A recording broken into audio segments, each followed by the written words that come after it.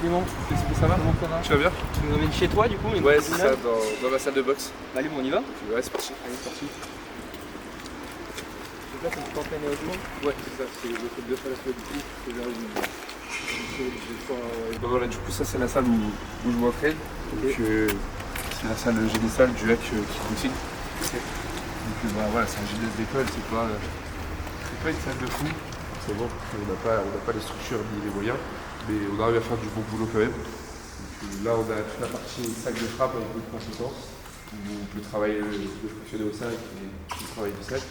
On a une partie tatami où je travaille essentiellement les pattes d'ours, où on peut faire les sparring aussi. On met les tatamis sur les murs, on peut agrandir les surfaces. Et après, c'est toute la salle là, où c'est la salle collective, entre guillemets, où il y a les cours des petits, des baby box, des adultes, et aussi des compétiteurs pour le kick. C'est ton plus ta deuxième maison. Ouais, c'est ça, je passe plus de temps ici que chez moi. Donc après, on a le petit local là-bas où on a les PAO, les pattes d'ours, tout le bateau de boxe. Et puis voilà, c'est déjà pas mal ce qu'on a. Très bien. Vas-y, on va aller se poser, on va discuter un peu. Et puis,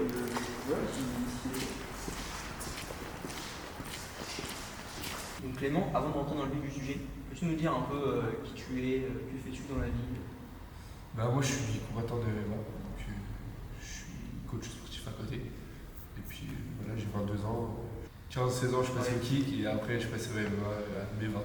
Le MMA c'est tous les sports de combat, donc tu as surtout 3 phases dans ce sport-là, tu as le striking, la lutte et le sol, donc le grappling, les phases de JB et tout ça. Ok, donc, du coup le MMA c'est un sport quand même qui est médiatisé depuis quelques années maintenant. C'est ça. Donc toi t'en fais depuis 2 ans, c'est ça? Ça va faire 2 ans que j'ai commencé. Le MMA, il y a beaucoup de gens qui ont des a priori. Qui se disent c'est un peu un sport de bourrin ou quoi. Toi, tu aurais quoi à leur dire? C'est quoi le MMA? C'est complètement. En fait, visuellement, ça peut paraître violent, mais c'est pas si violent que ça. En termes de séquelles, c'est moins grave que la boxe anglaise, par exemple. Et c'est un sport qui a beaucoup de valeur, c'est très technique. Il faut être très intelligent pour entrer dans la cage, parce que, mine de rien, c'est pas de la bagarre, il y a toute une stratégie quand on rentre et contre moi. Ok. Ouais, donc il y a une stratégie, tu le disais, un peu au foot, on peut voir des fois des plans de jeu. Et toi, tu peux avoir des plans de jeu, des stratégies que tu élabores avec ton coach. C'est ça. En fait, on appelle ça le game plan. Donc, c'est une stratégie qui est mise au point pour battre l'adversaire en fonction de l'adversaire qu'on a. Suivant le profil qu'il a, c'est plus un striker, un mec qui est complet, un mec du sol. On va adopter certains points de l'entraînement qu'on va adapter pour l'adversaire. Ok. Donc, toi, du coup, tu as basculé sur le MMA. Qu'est-ce qui t'a fait basculer en fait sur le MMA? J'ai basculé un peu par hasard. En fait, c'est Jérôme Le Maire qui m'a proposé un combat. Il m'a proposé un combat au COF du Havre il y a 2 ans. Et au départ, on a accepté de le faire en kickboxing, qui était ma discipline de base.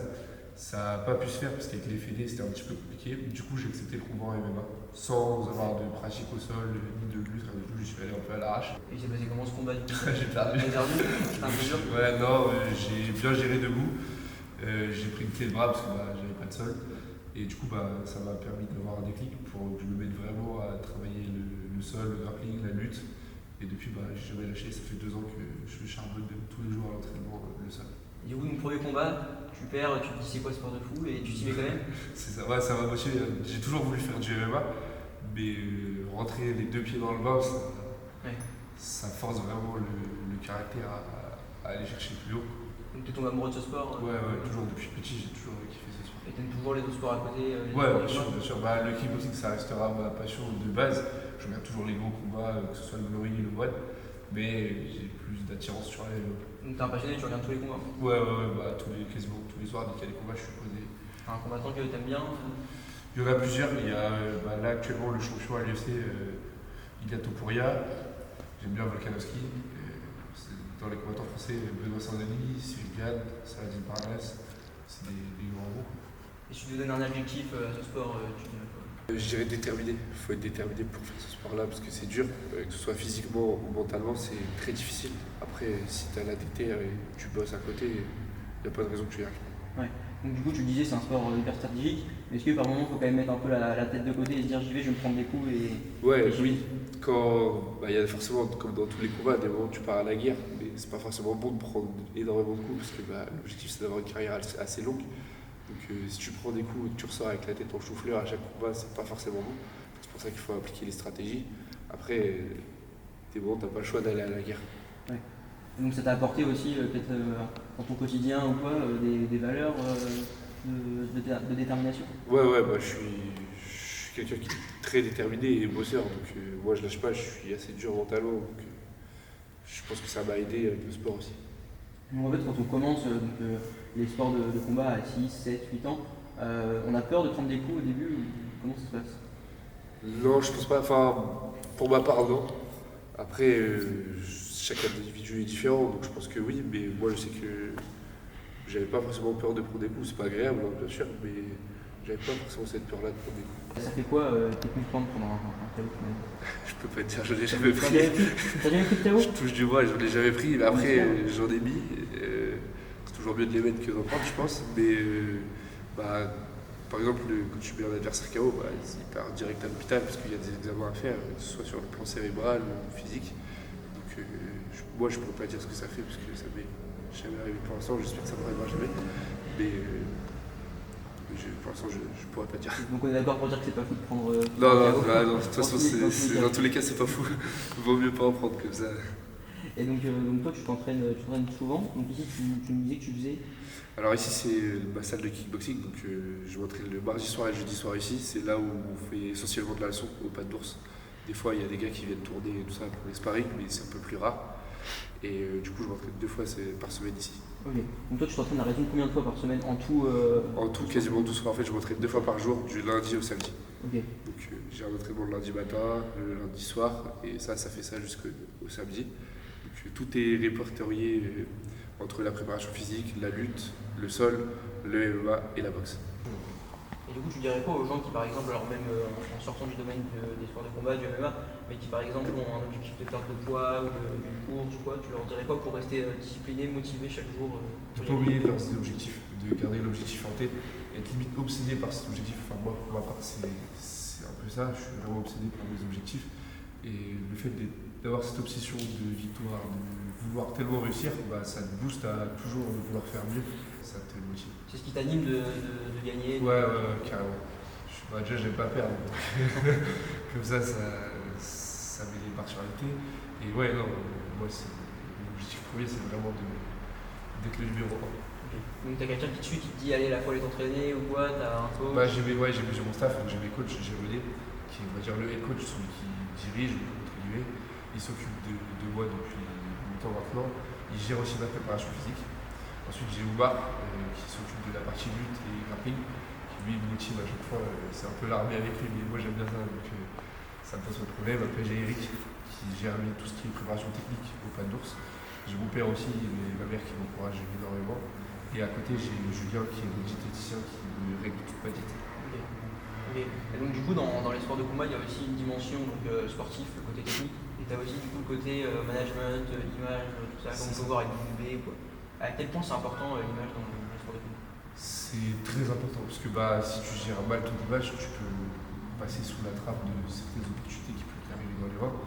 Et là, du coup, j'ai signé un contrat avec Shadow Management, qui est une grosse structure de management. On prépare la suite qui arrive très bientôt. Et du coup, mon manager, il va gérer mon image, ma carrière, les contrats, les sponsors, c'est lui qui s'occupe de cette partie-là. Comme ça, moi, je peux me consacrer qu'à l'entraînement et à la performance. Donc ça se passe comment? Donc en fait, quand tu as un combat, donc tu prévois combien de temps à l'avance, je sais pas.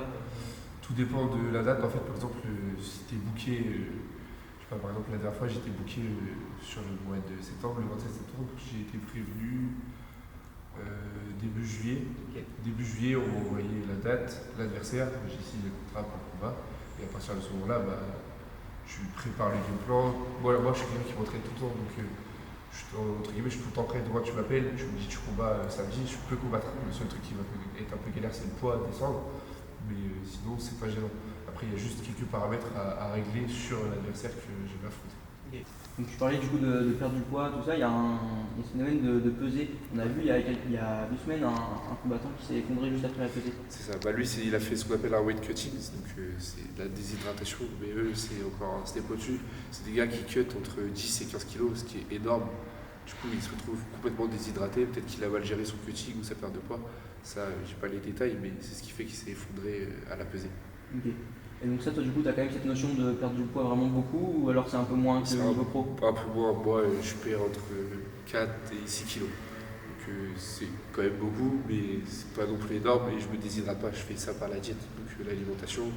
J'ai Julien qui réduit mes glucides, qui augmente les lipides, la protéine reste, donc au fur et à mesure mon poids il descend. Et puis comme ça j'arrive le jour du combat, je suis à mon poids, je suis à 100% de mes capacités. Ensuite la recharge, là je vais reprendre 1 ou 2 kilos, mais c'est pas énorme. Ouais. Et donc du coup c'est beaucoup critiqué cet aspect-là de devoir faire reprendre du poids. Toi tu te dis c'est comme ça, c'est les règles, ou alors tu te dis qu'il faudrait peut-être le changer, c'est pas bon pour le corps quoi. Le problème c'est qu'on n'a pas de recul scientifiquement sur ce qui va arriver sur la suite, sur ceux qui cut énormément. Donc, moi je pense que c'est pas forcément très bon de déshydrater à des points de s'évanouir, c'est peut-être pas bon. Mais moi en tout cas si je peux éviter de trop cutter, je vais le faire. Ouais, donc toi du coup tu disais cutter c'est quoi? Tu t'arrêtes de boire? Ouais, en fait tu te surcharges en eau et tu déshydrates à fond le corps. Ok. Donc toi du coup tu fais ça avant chaque combat ou alors tu arrives souvent à être en dessous du poids même? Non, moi à chaque fois que je suis pesé, je suis toujours pile sur la balance, je suis bien. Je suis à mon poids, vu que Julien gère bien ma diète, où tout est réglé à ce que le jour J, quand c'est la pesée, je sois à 70 piles sur la balance grâce à la nourriture. Ok. Donc tu disais tu as une équipe quand même qui te suit, tu as beaucoup de gens. Du coup, tu fais comment si c'est pas indiscret, pour en vivre parce qu'on sait que le MMA c'est un sport où pour en vivre, faire beaucoup de combats et gagner beaucoup de combats. C'est ça. Pour l'instant, j'en vis pas. J'ai jamais gagné d'argent, des sommes astronomiques avec le MMA. Peut-être que ça viendra par la suite, je l'espère. En tout cas, je m'entraîne pour ça. Mais à côté, je suis coach sportif, donc j'ai des coachings, je suis obligé de coacher. Je coach beaucoup les petits aussi dans mon club. Donc ici, j'ai des salles pour pouvoir vivre de ma passion. Est-ce que c'est dur de se dire je m'entraîne et au final je fais rien alors que je m'entraîne à fond quoi? Oui et non. On se pose des questions. De toute façon, moi je me pose des questions, mais là je vois que ça commence à se concrétiser pour moi. Donc je sais que tout l'investissement que j'ai fait sur moi depuis 2-3 ans maintenant, ça va forcément payer. Et là ça commence à déboucher sur des bonnes choses. Donc il faut juste continuer à travailler et à bosser. Ouais, il se passe quoi après un gros coup de blues où t'as perdu ton combat, t'es le samedi soir ou le dimanche soir, il se passe quoi dans ta tête en fait, à ce moment-là? Ça fait chier, t'as de la haine d'avoir perdu, après tu prends ton sac et tu retournes à la salle comme tout le monde le lundi matin. Tu retournes à la salle, tu repars à l'entraînement, tu t'acharnes encore plus sur l'entraînement pour gagner le prochain. Et donc toi du coup tu mets toute ton énergie en fait dans ça? Toute ma vie à ça. Et il y a des gens qui te disent ouais non Clément, je devrais faire autre chose, ça paye pas assez, et au final là vu que ça commence à fonctionner, Maintenant non, parce que ça commence à fonctionner, mais avant le nombre de fois où on m'a dit déjà c'est pas un métier, où tu peux pas vivre de ton sport, beaucoup, surtout au lycée, collège et tout ça. Toi tu sais depuis longtemps que tu veux faire ça? Depuis que je suis en 3e, donc ça va faire quand même pas mal d'années que je veux faire ça. En fait depuis que j'ai fait mes premiers championnats de France, je me suis dit non, il faut que je fasse ça toute ma vie. C'est vraiment trop bien. Et depuis ce jour-là, je me consacre qu'à ça. J'ai doublé les entraînements tout le temps. Des fois au lycée, je séchais les cours pour aller m'entraîner. Et moi, vraiment, ma mère, si elle voit ça, elle va m'engueuler. Dans le sens où j'avais des profs, par exemple au lycée, ils me disaient non, tu peux pas faire ça, c'est pas un métier, tu n'y arriveras pas, machin. Et tu vois, aujourd'hui, je commence à pas trop mal me débrouiller, donc il faut continuer. Tu leur enverras les invitations. Ouais, c'est ça, mais vraiment, je tu seras prêt. Et donc, du coup, j'avais vu qu'il y a 12 ans, tu voulais rentrer au GIGN. Ouais, quand j'étais petit. C'était mon métier goal, entre guillemets, quand j'étais plus jeune. Et donc, on sait, c'est malheureux, la carrière d'un sportif, elle dure qu'un temps. Est-ce que tu te dis pas peut-être, quand j'aurai, je sais pas, 35, 40, je ferai peut-être. Je sais pas, je pense que je serais trop vieux pour le GIGN. Après, maintenant, j'ai un peu changé d'objectif. L'après-carrière, on le prépare aussi. Donc, moi, ce serait développer mon sport dans la ville. Donc, pourquoi pas ouvrir des grosses structures de MMA ou dans une ville. Moi, je compte rester là sur ce point-là. Donc, après ma carrière, déjà être le numéro 1 en MMA, être le meilleur athlète de tous les temps. Et après ça, développer mon sport pour que les jeunes de la ville puissent avoir accès à des structures, à ce que moi j'ai pas eu accès étant plus jeune. Pour toi, le sport en général, même si on parlait de sport de combat, c'est important dans la vie de quelqu'un, c'est. Carrément, même pour tout le monde déjà, pour son bien-être personnel, faire du sport c'est important. Et pour l'aspect mental et tout ça, ça te permet de te vider l'esprit, c'est bien. Ouais. Donc du coup, tu dis que tu voulais ouvrir une structure, enfin c'est un projet, peut-être un rêve, mais qui peut se réaliser.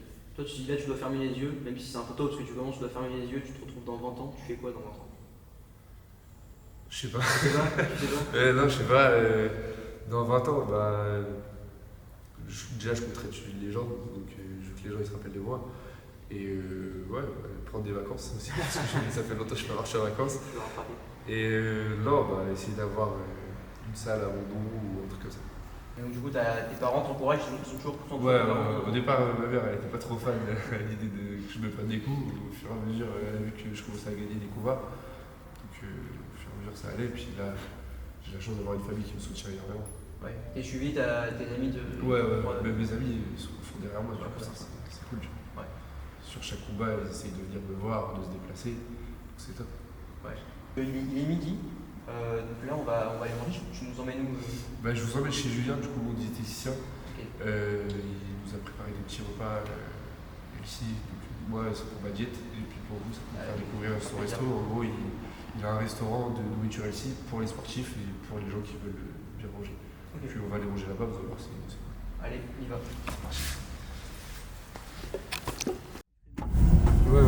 Moi, il me sponsorise moi, il sponsorise des jumeaux, les frères Camara avec qui je m'entraîne à Émergence. Et du coup, on va dire on est les premiers athlètes. Ouais. Oh, puis leur magasin il est cool. Ouais, c'est ça, franchement. Puis en vrai de vrai, c'est bon, tu vois. C'est de la bonne bouffe. Ouais, je vois leurs réseaux sont bien entretenus, ça a l'air. Ouais, c'est top. Du coup, tu manges là-bas tout le Ouais, temps ou ils te fournissent des plats? En fait, ils me fournissent 3 repas la semaine. Donc généralement, c'est lundi, mercredi, vendredi. Comme ça, vu que je suis avec les jumeaux, on s'entraîne ensemble sur ces jours-là à Émergence. Après, on descend, on va manger ensemble. Du coup, j'ai ces 3 repas-là qui sont fournis. Et après, c'est Julien qui gère ma diète. Du coup, il me fait mon plan de diète sur l'année ou sur les périodes. Après, moi, je fais mes courses et je cuisine comme tout le monde, quoi. Il y a un de tes collègues qui combat ce week-end, non? Ouais, du coup, j'ai Alfou là qui Ouais. combat ce week-end au Japon. Japon, d'accord. Ouais, il combat au Kiwan. Du coup, eux, c'est en kickboxing, c'est Ouais. encore différent de moi. Ouais. Et là, ouais, il combat. Il fait un super fight au Kiwan. Et boxe taille, ça t'a jamais tenté? Non, on m'a proposé un combat une fois, mais ça a été annulé parce que je crois que l'adversaire avait fait forfait. Mais c'est pas. Enfin, je faisais déjà du kick et du Kiwan, donc. C'est pas boxe taille, c'est t'as vraiment le truc. Ouais, c'est vraiment la boxe thaïlandaise avec les coups de coude, les clinches. Là, on commence à les intégrer à l'entraînement parce que pour le MMA, c'est bien. Mais boxer en thaï, c'est pas. J'aurais pu le faire, je pourrais proposer un truc, mais là, c'est pas dans mes objectifs. Toi, mais on par contre, t'es un gars complet au MMA ou? Ouais, avant, non, j'étais plus un striker. Parce que je vois que tu fais plein de trucs. Là, maintenant, oui, je suis complet. Ouais, tout le monde n'est pas comme ça, tout le monde ne fait pas autant de. Parce que j'ai accentué beaucoup mon travail sur le sol tout en maintenant mon striking et en le perfectionnant, mais j'ai accentué aussi le travail sur le sol et la lutte parce que c'est ce qui me manquait au début, donc il fallait combler les trous. Et là je commence à être vraiment bien. De toute façon, on va se tester demain au grappling sur la compétition. Du coup, on est à Planet Fitness chez JM Cuisinier, le magasin de Julien. Là, on va aller manger là-bas avec eux.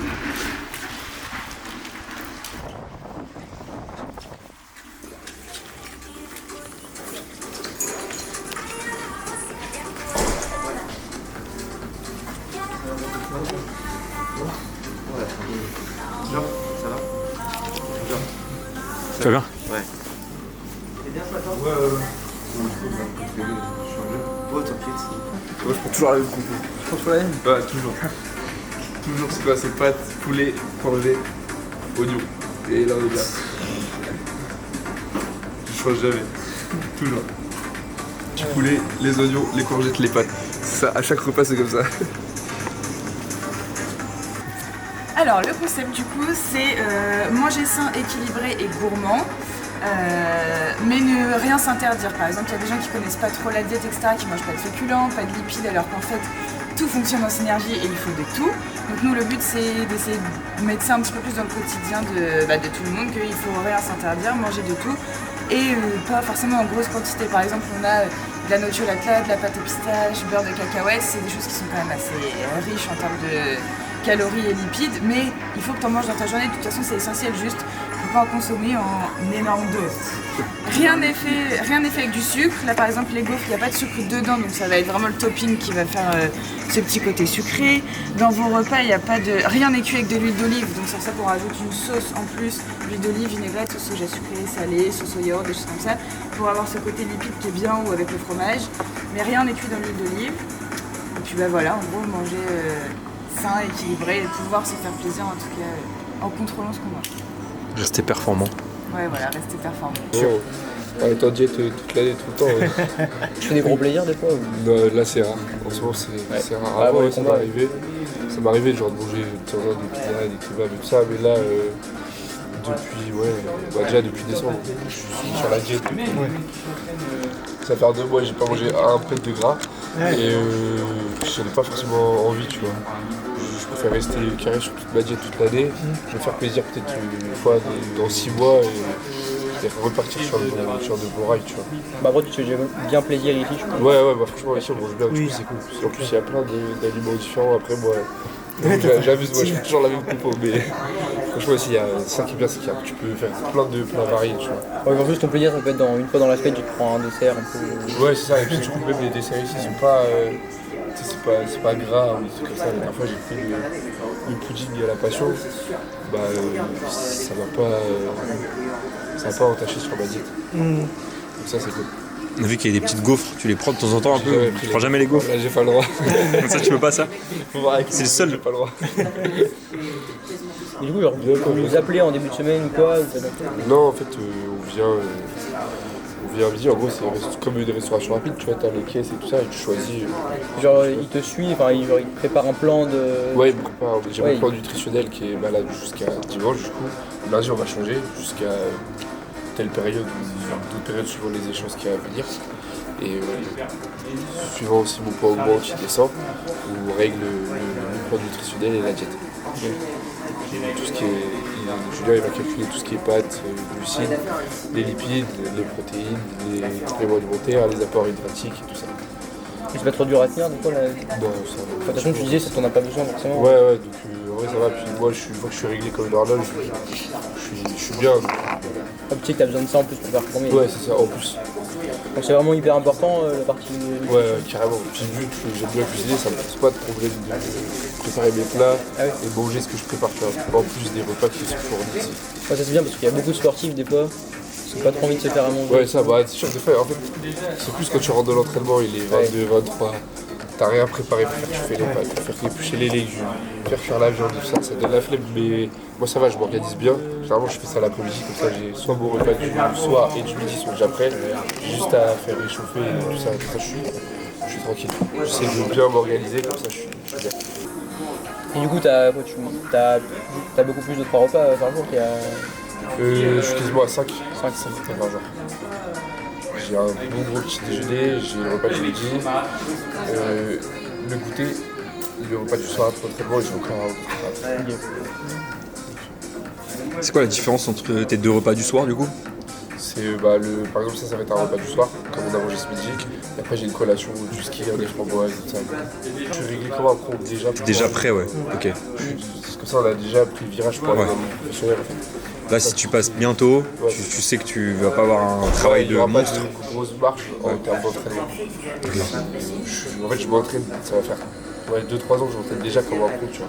Même je m'entraîne déjà peut-être même plus que certains pros. Il y a des pros, ils essaient de travailler, ils ont peut-être pas autant de temps que moi. Moi je m'entraîne 2 fois par jour.